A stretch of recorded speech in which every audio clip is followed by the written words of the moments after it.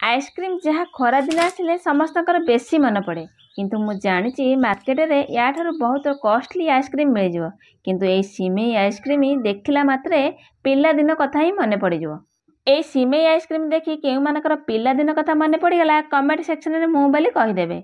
जो किसी सिमेई को बिना घीओ कि बिना तेल रे गोल्डन ब्राउन कलर हवा पर्यंत भाजीदबा तापर अल्प पानी दे 70% सीझीगला आगुरी फुटे रखता क्षीर 3 बड़ चामच अमूल गुंड किसी चीनी नड़िया कोरा गुजराती गुंड को दे 5 मिनट भलसे फुटे ना से सब को रूम टेम्परेचर ठंडा करदेला आइसक्रीम छांचर रखी 10 ରୁ 12 घंटा फ्रिज रे रखी नवा 10-12 घंटा पर ताकू काढ़ी 4-5 सेकंड पानी दे रखीदेला टेस्टी टेस्टी होममेड सिमेई आइसक्रीम पूरा रेडी। यही प्रोसेस रे बनै कि घरे खातु और पिला मानकु बाहर खाइबार वंचित करंतु। रहिली नमस्कार, जय जगन्नाथ।